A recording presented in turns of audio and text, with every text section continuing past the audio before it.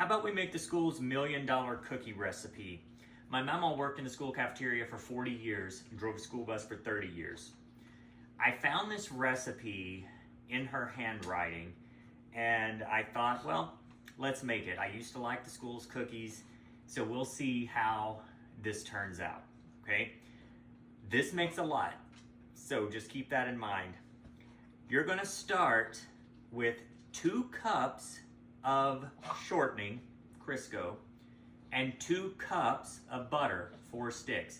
The original recipe calls for 4 cups of shortening and no butter, but Memo had put a note to the side to do 2 cups of shortening, 2 cups of butter.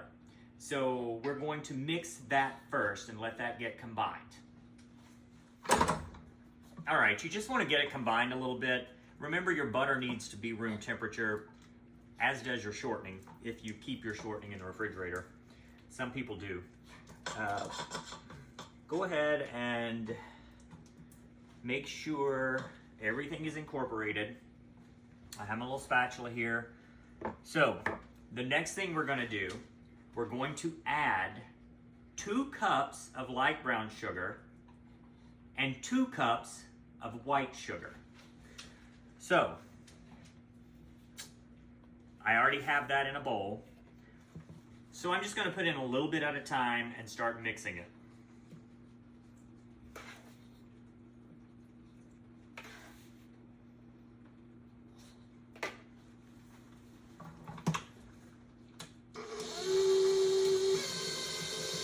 Of course, you're gonna keep adding.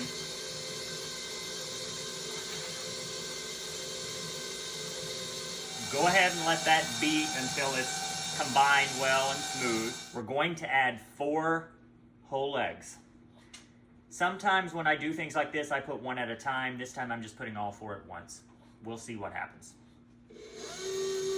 Go ahead and let that get well combined. Okay, the next thing that you're going to add both vanilla extract and almond extract. You're going to add 2 teaspoons of each. So 2 teaspoons of vanilla,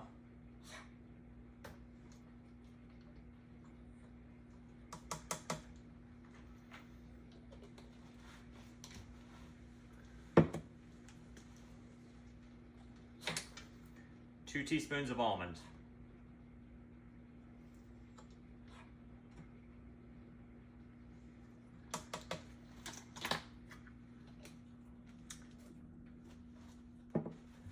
go ahead and give that a stir.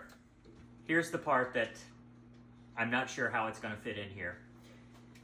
The original recipe says add 8 cups of flour, all-purpose flour.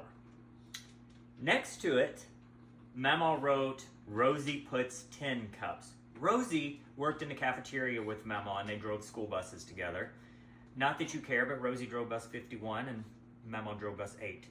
But anyway, you also need, with your 10 cups of flour, 1 1/3 tablespoon of cream of tartar and 1 1/3 tablespoon of baking soda. I've already put that, sifted it all into a bowl. I'm gonna slowly start adding those and letting it beat together. So when I'm finished, I'll show you the finished product. But I will say this, my suggestion, here it is add a little bit at a time.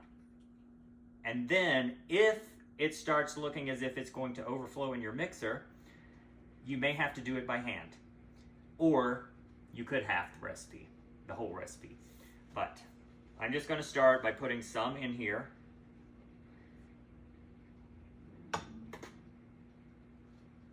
And mixing it. When I'm finished mixing it, I'll show you what the finished product looks like. I'll be back. Okay, so go ahead now that you see what it looks like, go ahead and chill this for an hour. I'm gonna put mine in some plastic wrap, saran wrap, whatever you wanna call it, maybe even a bag, a gallon bag, and let it chill in the refrigerator for about an hour, and then I'll be back. So I wanted to show you what it looks like after I patted out the dough and made the cookies before I put them in the oven. So I decided I wanted mine to kind of be uniform, so I used a biscuit cutter, but I just patted out the dough and to the thickness kind of I wanted it, and here's what it looks like. It's going to go in the oven at 350 for at least 10 minutes, and then kind of look at it and you can kind of gauge whether you think it's done or not. I'll show you the finished product in a little bit. And here are the finished products. You see they do kind of touch each other, but you can just use a spatula or something and go right between it, cut them apart, and they won't break. Mama's recipe for the school also said sometimes they put nuts in it.